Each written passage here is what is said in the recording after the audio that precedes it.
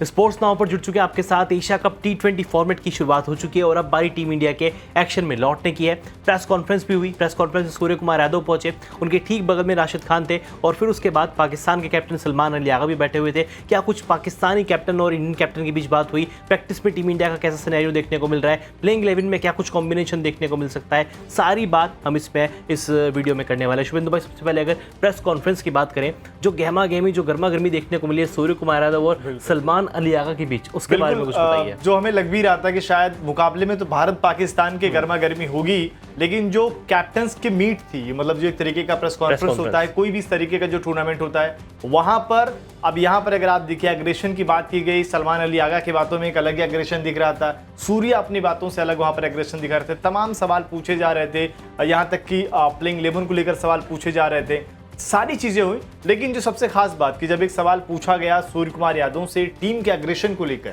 वहां पर उन्होंने बोला कि देखिए टीम का खेलने का तरीका होता है और हमारा जो एग्रेशन जिस तरीके से चलता आ रहा है, क्योंकि हमने देखा ना कि हाल के समय में तो हम तो 250-300 रन बना रहे हैं, तो वहां पर भी पाकिस्तान की तरफ से कैप्टन सलमान अली आगा भी देखा कि पूरे प्रेस कॉन्फ्रेंस में एक अलग ही बॉडी लैंग्वेज में नजर आ रहे थे। होता नहीं कि वो एक खुंदस खाए हुआ कोई शख्स तो दिख ही जाता है ना, वो उस अंदाज में दिख रहे थे। और कहीं ना कहीं जब हमने देखा ना कि जो हैंडशेक मूवमेंट भी था वो भी नहीं दिखा यहाँ पर प्रेस कॉन्फ्रेंस में, यानी कि वो भी कह रहे थे कि कोई बड़ी टीम नहीं होती, इस तरीके का जवाब दे रहे थे।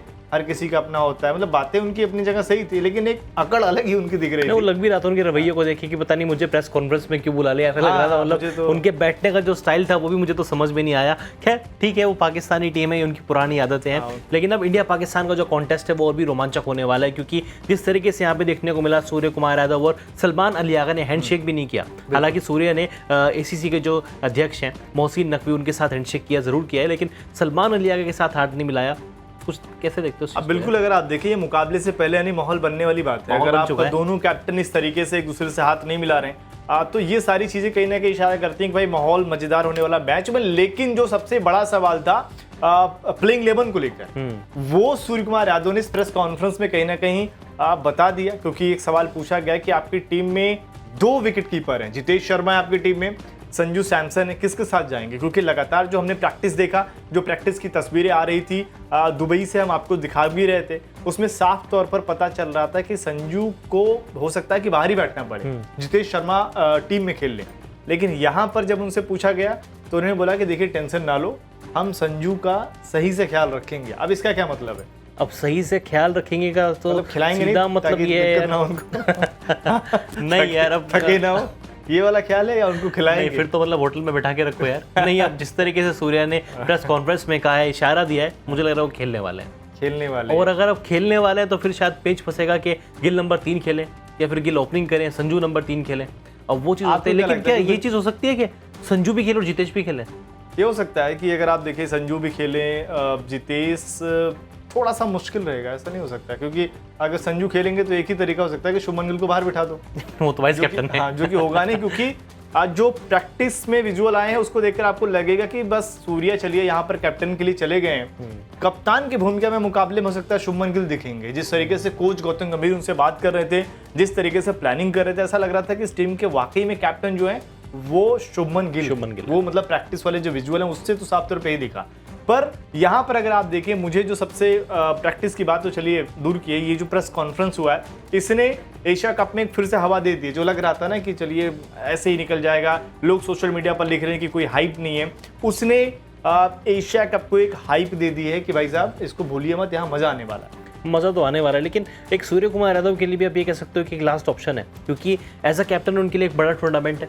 अगर जीतते हैं तो कि T20 वर्ल्ड कप में अब ज़्यादा टाइम नहीं है, मुश्किल से 4 या 5 महीने बचे हुए हैं। एक रोड मैप तैयार करना है टीम इंडिया को, कौन से वो 15 प्लेयर होंगे, शुभमन गिल का क्या रोल होने वाला है, क्योंकि रोहित विराट ऑलरेडी रिटायर हो चुके हैं, जड्डू रिटायर हो चुके हैं, एक नई टीम है और रोहित विराट के बिना तो एक पहला टूर्नामेंट है। बिल्कुल हाँ, ये तो मतलब एक अलग ही फैंस के लिए भी थोड़ा इमोशनल वाला वो भी रहेगा। के लिए है, उनके लिए पाकिस्तान से ये सवाल आपने रोहित विराट का पूछा, उधर सवाल भी पूछा गया कि बाबर और सलमान अली आगा, उन्होंने बोला कोई, उनका जवाब देखिए, मतलब कि वो होता नहीं कि एरोगेंस भरा कह रहे हैं कि नहीं कोई नहीं, तब से हमने 4 सीरीज खेली हैं, 3 जीती हैं, तो कोई फर्क नहीं। मतलब वही गिना रहे हैं। वो तो कह रहे थे कि 4-5 महीने से हम ऐसे ही खेलते आ रहे हैं। हाँ, मतलब अच्छा खेल रहे हैं। जैसे पहले से पता था कि बाबर रिजवान का तो कोई फ्यूचर है ही नहीं। वो उनका मतलब है कहने का कि वो नहीं है तो हम बेहतर कर रहे हैं। बेहतर कर रहे हैं, हाँ, इनडायरेक्टली उन्होंने ऐसे ही टीम कहा। इंडिया में अगर आप देखें तो जाहिर सी बात है, रोहित शर्मा, विराट कोहली स्पेशली पाकिस्तान के खिलाफ, मतलब पाकिस्तान अभी भी अगर वो सोचता है यार ठीक है विराट नहीं है तो हमारे लिए मौका है, वरना विराट कोहली खेल रहे हैं तो जब मैच खत्म हो गया, हारा हुआ मैच भी वो जिता देते हैं ना। हमने देखी जो मेलबर्न में उन्होंने किया था, वो आप हाईलाइट कितनी बार देख लो, आपको लगता है कि यार चलो एक बार फिर से देख ही ले, वो मन नहीं भरता। हाँ, वो कितनी बार अगर आपके स्क्रॉल कर रहे हैं फोन, सोशल मीडिया कहीं से भी अगर वो हाईलाइट आ गई तो रेयर ही होता है कि आप उसको स्क्रॉल कर दे, आप पूरा फिर से देख ही लोगे। बिल्कुल। तो वो ऐसा मुकाबला था। यहाँ पर वही है कि विराट कोहली नहीं है, लेकिन दूसरा कौन होगा ये अपने आप में देखने वाली बात रहेगी कि उस भूमिका में जो पाकिस्तान की पिटाई करेगा, पाकिस्तान के खिलाफ अच्छा प्रदर्शन करेगा। तो ये जो समरी रही पूरे प्रेस कॉन्फ्रेंस की, यही रही कि भाई साहब यहाँ से चाहे वो सूर्य कुमार यादव ने या सलमान अली आगा ने एक ऐसी लकीर खींच दी कि 14 तारीख को जब इंडिया पाकिस्तान का मुकाबला होगा तो उसका माहौल जो है पूरी तरीके से एक तरीके से अगर आप देखें बन चुका है अभी से, माहौल बन चुका है। लेकिन अब फिर से प्लेइंग 11 के ऊपर आते हैं। पहले दिन जितेश प्रैक्टिस करते हैं, दूसरे दिन संजू प्रैक्टिस करते हैं, लेकिन बात कहीं ना कि कुलदीप यादव को लेके भी बनती है। पिच रिपोर्ट मैंने की है, पिच रिपोर्ट मैंने देखा कि यहाँ पे स्पिनर्स को मदद मिलती है। दुबई का मैदान है, यहाँ पर आप आईपीएल की तरह 250 या 300 रन तो उम्मीद करोगे नहीं। यहाँ पर आपको चाहिए आपकी प्लेइंग 11 में जितने स्पिनर्स होंगे उतना आपका दबदबा देखने को मिलेगा। आपके पास अक्षर पटेल है, उनको आप बाहर नहीं बिठाओगे क्योंकि लास्ट सीजन में वाइस कैप्टन थे और टॉप परफॉर्मर भी रहे। वर्ल्ड कप जीता, अक्षर पटेल को आप अंडररेट करते हो। उनकी पारी देखिए फाइनल में नंबर 4 पे आ गए। वहां पर उनकी नंबर 4 पर आकर वो काउंटर अटैकिंग वाली जो पारी थी, उसके अलावा गेंदबाजी भी, चलिए वहां पर थोड़ी पिटाई हो गई थी, लेकिन उसके पहले वाले मैच में ऑस्ट्रेलिया के खिलाफ जो उन्होंने कैच पकड़ा था मार्च का, लग रहा था ऑस्ट्रेलिया मैच जीत गई, भाई साहब अद्भुत कैच पकड़ लिया उन्होंने। तो वहां से आपने मुकाबले में अपने आप को खींचा। तो अक्षर पटेल तो आपकी टीम के, होता नहीं कि नवाज है या नहीं पता, पर ये तो मैच विनर है।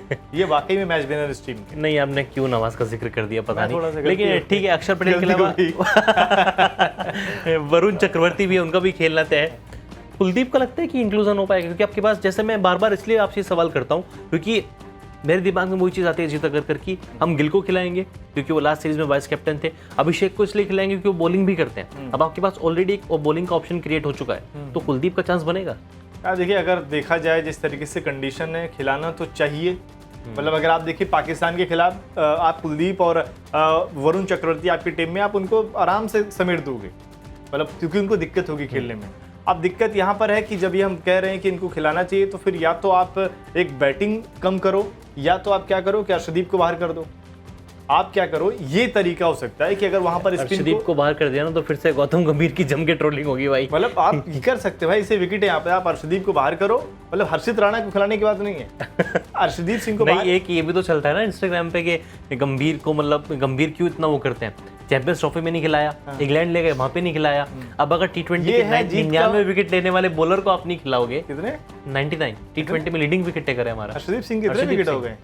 अरे यार बहुत ज्यादा हो गए। मतलब एक विकेट हो गए, वो यूएई के खिलाफ 100 मारने वाला है बंदा यार। अब ये भी अगर आप देखो ना, गंभीर का टोटका है ये, लेके जाना, अच्छा टोटका है लेके जाना, खिलाना नहीं। आप जीत रहे हो ना, आप चैंपियंस ट्रॉफी जीते, आपने इंग्लैंड में जाकर अच्छा किया, अच्छा मतलब बहुत अच्छा कर दिया, अच्छा किया, ड्रॉ करा दिया, और यानी कि ये आपका जीत का असली मंत्र है, ये तो छिपा हुआ था। ठीक है, ये भी मान लेते हैं। मतलब आप ये कर सकते हो, मतलब अगर आप देखें कि आप अक्षर पटेल को खिलाइए, इसके अलावा आपके पास कुलदीप है जो विकेट टेकर है इस कंडीशन में, इसके अलावा वरुण चक्रवर्ती, 3 स्पिनर हो गए आपके पास बुमराह हो गए, एक पेसर, दूसरे पेसर की भूमिका में आपके पास रहेंगे हार्दिक पांड्या। अगर आपको थोड़ा सा एक्स्ट्रा जाना है, शिवम दुबे को खिला रहे हो, कहीं अगर मान लीजिए पिटाई ही करवानी तो इन्हीं से वो मैं अभी खारिज कर देता हूँ। आप फिर रिंकू को खिलाना पड़ेगा। फिर रिंकू को वैसे मुझे लगता है कि अगर मैं लाइकली प्लेइंग 11 की बात करूँ, जो एक मैंने सोचा भी था कि ये प्लेइंग 11 इंडिया की हो सकती है, उसमें शुभमन गिल और अभिषेक शर्मा आपकी ओपनिंग करेंगे। नंबर 3 पे सूर्य की प्रेस कॉन्फ्रेंस सुनने के बाद कल तक मैं भी इससे एग्री नहीं था, लेकिन Sanju as a number 3 wicket keeper batter. Number 4 पे आपके कैप्टन सूर्य कुमार यादव आएंगे। 5 पर आपका मिडिल ऑर्डर बड़ा स्ट्रॉन्ग है क्योंकि तिलक वर्मा भी है, हार्दिक पांड्या भी है और अक्षर पटेल भी है, जिनको आप किसी भी ऑर्डर पे यूज कर सकते हो, नंबर 3 भी नंबर 4 भी अकॉर्डिंग टू मैच। उसके बाद आपके 3 स्पिनर, अक्षर पटेल को मैंने ऑलरेडी काउंट कर लिया है, कुलदीप और वरुण चक्रवर्ती, 2 पेसर अर्शदीप और बुमराह, इसमें आपका तीसरा पेसर एक हार्दिक पांड्या भी होगा, यानी कि 3 पेसर है और 3 स्पिनर है। अब इसमें ये ना कि आपने यानी कि बैटिंग थोड़ी सी कम की है, अक्षर तक है, मतलब इतना भी है। अब दुबई की कंडीशन में अगर नहीं, आपको नहीं, मतलब ये है ना कि अक्षर तक है, पर आपके पास फिनिशर, मैच फिनिशर कौन रहेगा? हार्दिक, अक्षर, तिलक, तिलक क्योंकि अब तिलक नंबर 3 तो नहीं खेलेगा ना। तिलक नंबर 3 नहीं खेलेंगे। हाँ, मतलब इस तरीके से हो सकता है, पर वो जो शिवम दुबे, रिंकू सिंह की बात करते हैं, ये दोनों भी फिर थोड़ा हाँ मुश्किल है। कुछ लोग तो ये भी कह रहे हैं कि हो सकता है जितेश शर्मा एज फिनिशर खेलें। वही मेरा सवाल था आपसे स्टार्टिंग में कि दोनों कॉम्बिनेशन बन सकता है, हो सकता क्योंकि है। जितेश की परफॉर्मेंस आरसीबी के लिए कुछ आप बिल्कुल साइड लाइन नहीं कर सकते। आरसीबी के लिए परफॉर्मेंस किया था, तभी वो इस टीम का हिस्सा भी है। भाई वो जिस तरीके से आपको क्या चाहिए, आपको फिनिशर में ये चाहिए ना कि आए कंडीशन कैसी भी हो, 10 पर 30 मार के दे दे, 25 मार के दे दे। बिल्कुल। जितेश शर्मा आपको देखोगे, आपको लगेगा ये चलेंगे नहीं, आउट हो जाएंगे, पर वो आरसीबी के लिए भी अगर आप देखो यही करके जा रहे थे कि आकर 10 पे 30 मार के जा रहे हैं, 25 मार के जा रहे हैं, 30 पे 70 मार दे रहे हैं। शायद 33 पे 85 किए थे एलिमिनेटर वाले में। हाँ, वो मतलब लगते फाइनल में नहीं 10 कि पे भाई 24 इतना किए तक। थे। हकीकत यही है कि जितेश शर्मा की बैटिंग आप देखोगे, आपको लगेगा नहीं भाई इतना अच्छा खेल जाएंगे, पर उन्होंने उस तरीके का प्रदर्शन किया। तो ये जहन में होगा, शायद हो सकता है कि as a finisher Jitesh Sharma को यूज किया जाए। वो जिस तरीके से रेंज है उनका, मतलब रिंकू अच्छी बैटिंग करते हैं, पर रिंकू का अगर आप रेंज देखोगे उतना नहीं है, उतना नहीं है। हाँ। ये विकेट के पीछे रेयर खेलते आपको दिखते हैं, ये सीधे सामने शॉट मारेंगे। दुबे के साथ भी यही है कि वो जैसा ग्राउंड है, स्पिनर को पा जाएंगे तो बहुत मार मारेंगे यहाँ पर। इसीलिए मुझे लग रहा है कि दुबे स्पिन को बेहतर खेलते हैं, लिहाजा उनकी तरफ जा सकते हैं कोच गौतम गंभीर। हाँ, उनके तरफ जा सकते हैं। वहीं जितेश जो चारों तरफ खेलते हैं, तो ये देखना पड़ेगा। रिंकू के लिए थोड़ा मुश्किल हो सकता है, तो यहाँ पर प्लेइंग 11 मुझे लग रहा है कि अगर स्पिन को बहुत ज़्यादा ट्राई कर रहे हैं तो बैटिंग तो वही रहेगी सेम। आप शिवम दुबे के साथ जाओगे या जितेश शर्मा, रिंकू को बाहर बिठाओगे, आपको अर्शदीप को बाहर बिठा के कुलदीप को ऐड करना है।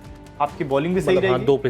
दो पेसर आप शिवम दुबे से बॉलिंग, जैसा कि प्रैक्टिस में आप देख रहे हैं कि वहाँ बॉलिंग तो कर ही रहे हैं। काम चलाऊं से ही नहीं, मोहन मोरकल ने कहा भी अपनी पीसी में, उनकी जो पीसी आई थी कल, उन्होंने कहा भी है कि शिवम दुबे हमारे पास एक ऐसा ऑप्शन है जो 4 ओवर डाल सकता है, और हमने उनकी बॉलिंग के ऊपर काम किया है। मतलब अगर खेलेंगे तो आप उनको एज अ बॉलर भी देख सकते हैं। अब हो सकता है अगर वो बोल रहे हैं, काम किया है, 4 ओवर देख रहे हैं, जो कि बहुत बड़ी बात है। 4 ओवर तो शिवम दुबे खुद नहीं देखते। मैंने इसीलिए कहा है कि इतना कुछ बड़ी बात नहीं है। शिवम दुबे ने शायद बॉलिंग जब सीखी तो उनका भी प्लान यही रहा होगा कि मैं सिर्फ 2 ही ओवर डालूंगा, लेकिन अगर 4 ओवर ये देख रहे हैं तो उनके लिए तो अच्छी बात है। ये सुन के एक प्लेयर को अच्छा लगता है, मोटिवेट होता है।